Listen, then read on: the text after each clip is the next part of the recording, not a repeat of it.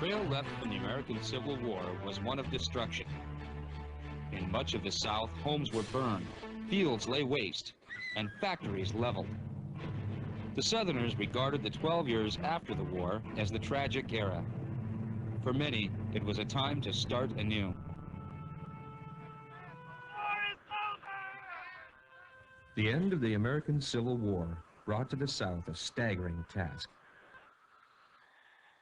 They had to reappraise their situation and begin anew.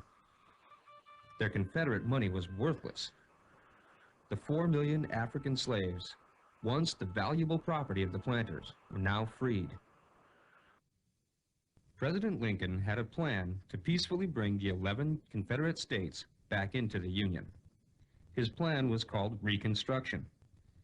The Reconstruction period lasted from 1865 to 1877 and proved to be a difficult time for many. In the beginning of Reconstruction, President Lincoln's plan allowed former Confederates to be pardoned when they took the oath of allegiance to the Constitution. I, Stephen Mason, do solemnly swear, in presence of Almighty God, that I will henceforth faithfully support, protect, and defend the Constitution. When enough people in their state took the oath, then that state could return to the Union and participate in the government. Under Lincoln's plan, blacks could not take the oath, vote, or hold office. On the morning of April 14, 1865, Lincoln continued his work on the difficult problems of Reconstruction. He once told a reporter, "I've made up my mind that if someone wants to kill me, he will do it." That evening, while watching a play at the Ford's Theater, Washington, D.C., Abraham Lincoln was shot in the head and killed by his assassin, John Wilkes Booth. And so, this simple man of compassion, whose grand purpose was to keep the nation united, was laid to rest. As the country mourned over its fallen leader, Vice President Andrew Johnson quickly stepped in and took over the powers of the presidency.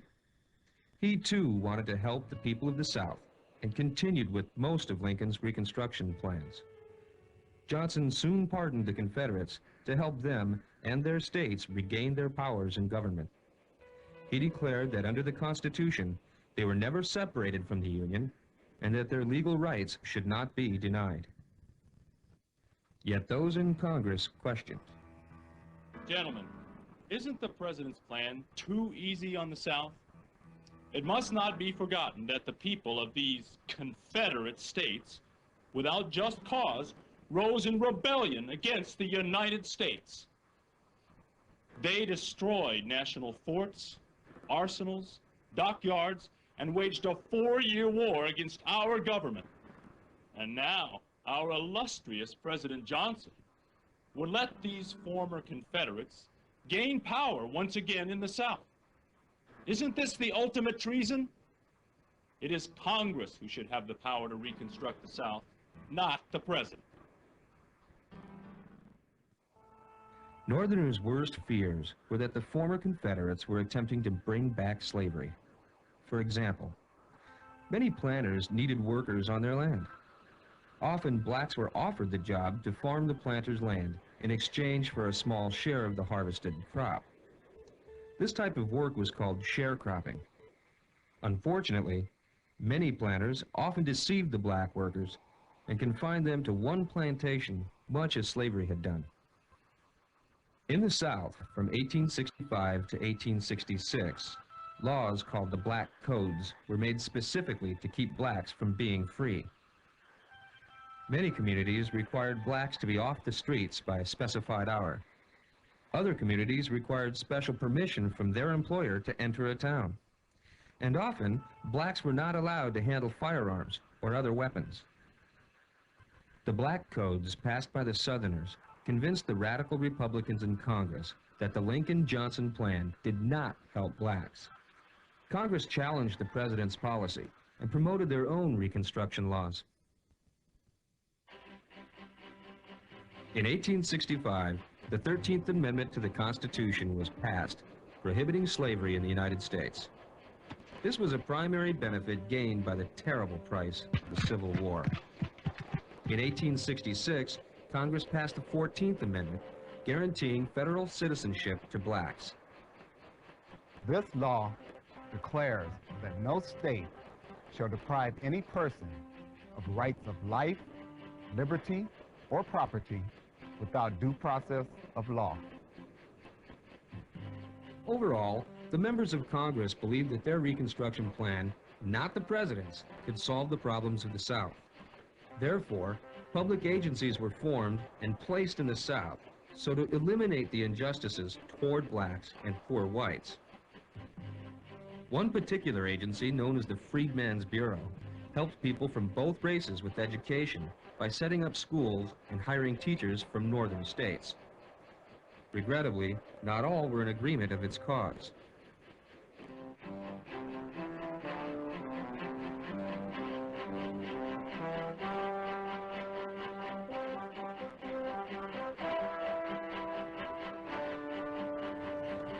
But I do not understand this question.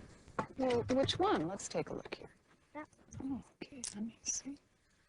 Well, you just... Do you not know just that you want are to educating the compliment colored what we- youth above their business? Colonel Johnson, welcome. Forgive me, but what did you say? Miss Clifton, I said, do you not know that you're destroying these Negro children? Why, my friend, do you think that? Do you not understand that the importance of education is to prevent these people from beggary and dependence? That colored child will be too proud to work. Understand, sir. This child's parents, like so many other Negro parents, see the opportunity in these schools. We plan on providing 4,000 schools, not only for the Negroes, but for your poor whites as well. That is hard to believe. And why is that so hard to believe? Why shouldn't the former slaves enjoy their newfound freedom? Finally, they're able to travel, worship, earn a living. Unfortunately, they're not finding as much work as before the war, but the Freedmen's Bureau is trying to help. Pardon me, miss. The Bureau is a curse. Virtually a foreign government forced upon us. Yankee soldiers occupy our cities when we are able to have order here without them. Your President Johnson agrees on this deplorable issue. Oh! Cover! Oh!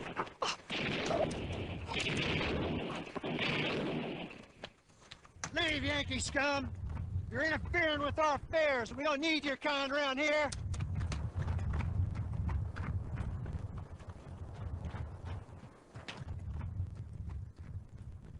Are you hurt? No, I'm obliged to you, sir. Are you okay? Are you all right?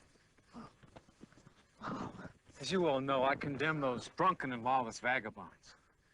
But understand, you Northerners are a constant irritation to the people here. It appears to me that home rule will prevail. Lawlessness in the South was an active concern of the North. The Republican Congress' first Reconstruction Act in March of 1867 organized 10 southern states into 5 military districts.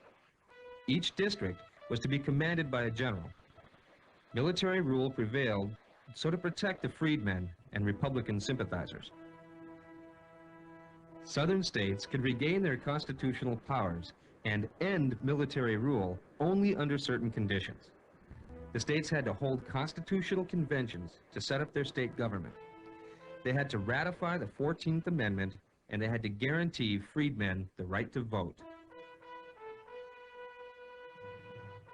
Congress, controlled by Republicans, welcomed the new black voters who nearly always registered as Republicans. 700,000 ex-slaves qualified as voters. Before Reconstruction, it was against the law for a slave to read. Now they were a part of the political system. President Johnson, however, disagreed with Congress's plan to quickly offer blacks these rights of citizenship. For 3 years, Congress and Johnson battled politically over the direction of government and Reconstruction of the South. Time after time, President Johnson has continued to challenge the authority of Congress by trying to hinder every effort made to enforce the Reconstruction policy. Just the other day, he tried to fire Secretary of War Edward Stanton. Clearly, this is a violation of the Tenure of Office Act.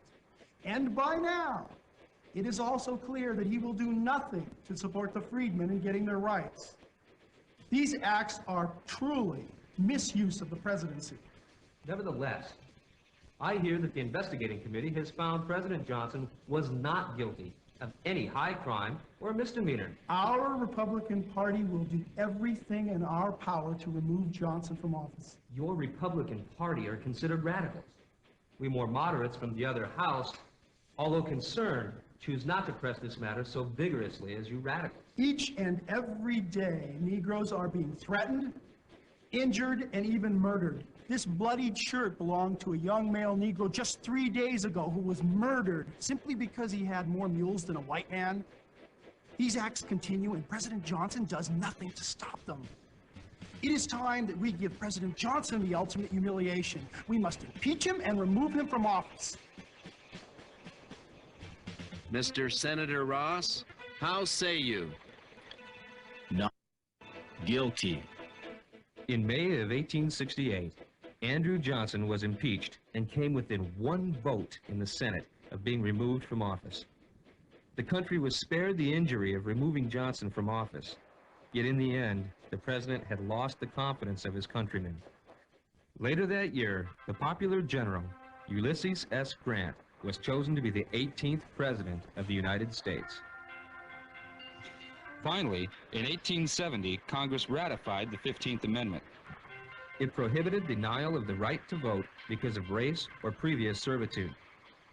Beverly Nash, a former slave, expressed well the views of many uneducated Americans who recognized their new constitutional right to vote. I believe, my friends and fellow citizens, that we are not prepared for the suffrage, but in time, we can learn. Give a man tools and let him commence to use them, and in time, he shall learn a trade. So it is with voting. We may not understand it at the start, but in time, we shall learn to do our duty. In 1869, Hiram Revels of Mississippi became the first black U.S. Senator. Eventually, 22 blacks became members of Congress. On the home front, Reconstruction influenced the state's political events. During the winter of 1867 to 1868, 10 southern states held state constitutional conventions. Since most of the political leaders of the South were part of the Confederacy and considered traitors, they could not participate in designing the state's principles and framework of government. Therefore, the delegates to these conventions were dedicated blacks of the Republican Party, along with anti-secessionist whites from the South known as scalawags, and bold whites from the North known as carpetbaggers. Together, they wrote good constitutions for each of their states, which provided for public schools and equal rights for all of the state's citizens, regardless of race. As the states approved their new constitutions and the 14th Amendment, they were readmitted back into the United States with full states' rights. In 1866, Tennessee was readmitted into the Union. Virginia, North Carolina, South Carolina, Florida, Alabama, Arkansas, and Louisiana were readmitted during the year of 1868. Georgia, Mississippi, and Texas were readmitted by 1870. During Reconstruction, there was not only political changes in the South, but changes in the economy as well. Cotton, tobacco, and sugar production slowly grew to quantities beyond expectations. Rising from ashes loomed up cotton mills, railroads, and iron foundries. As the New South showed itself as an economic opportunity, more and more Northerners arrived with their capital, as well as their lust for easy money.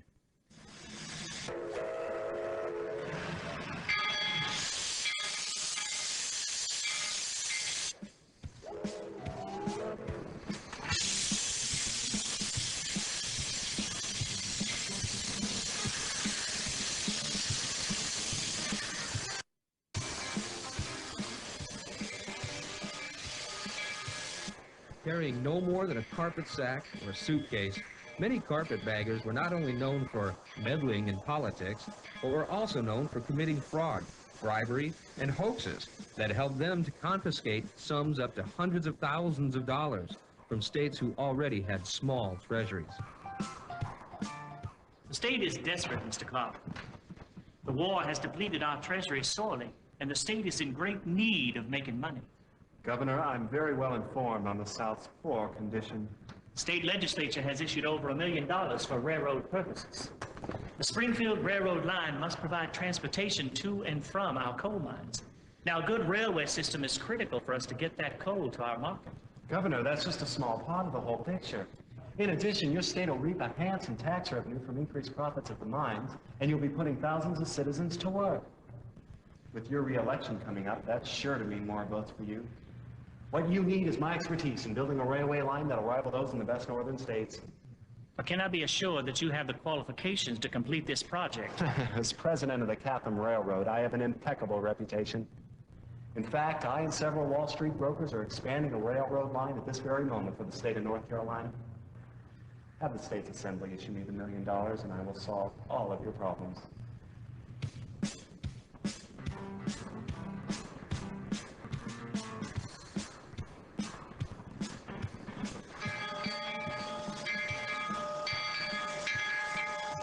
Three weeks later, Mr. Clark was issued $1 million. Unfortunately for the state of Alabama, Mr. Clark never intended to complete the railway project. He cashed in the state's money and soon declared bankruptcy. Leaving for regions unknown, he was never to be seen again.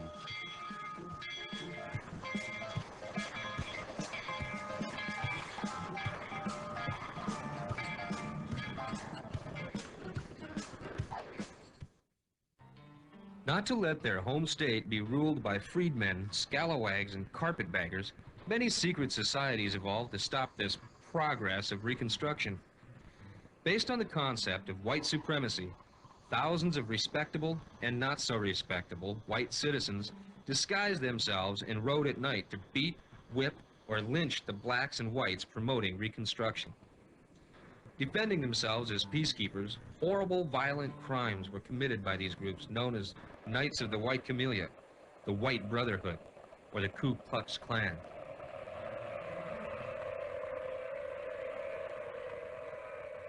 In spite of the racism prevailing in the South, many blacks accepted the challenges of citizenship and endeavored to make a living. Many tried to find land offered by the Homestead Act. 40 acres and a mule were promised to us, but rarely delivered. Some properties in the South were given to us freedmen, but most of the land available was poor and no good. Eventually, some blacks sought the open frontier in the West, finding free land available to homesteaders. As the years of Reconstruction passed, the South became more determined to take control and to end Reconstruction. Blacks were intimidated to not vote. Federal troops grew weary to protect civil rights, and many Northerners lost interest in reforming their Southern neighbors. During the 1876 presidential election between Republican Rutherford B. Hayes and Democrat Samuel J. Tilden, a dispute occurred questioning who had won. To settle the question, Southern Democrats agreed to let the Republican Hayes be president under the condition that all federal troops be removed from the South. This 1877 bargain brought an end to Reconstruction and the freedoms of blacks. Nevertheless, the ideals of Reconstruction were now secured in the Constitution. These amendments later helped lawmakers attack the injustices of prejudice and rightfully defend the civil rights movement of the 1950s and 1960s. During Reconstruction, the slaves were freed. A president was assassinated. Civil rights were protected. Johnson's impeachment failed. States were reunited. Freedmen voted. White supremacists terrorized. And Southern states returned to home rule. Major John William DeForest of the Freedmen's Bureau aptly expressed the lessons learned from the Civil War and Reconstruction. These are his words. For the sake of the entire Republic, we should endeavor to make our citizens feel that they are Americans and nothing but Americans. Let us remember the fact that no section of the community can be injured without injuring the other sections, that the perfect prosperity of the whole depends upon the prosperity of all the parts. By learning from the mistakes of the past, hopefully Americans shall grow in knowledge and seek a better America for tomorrow.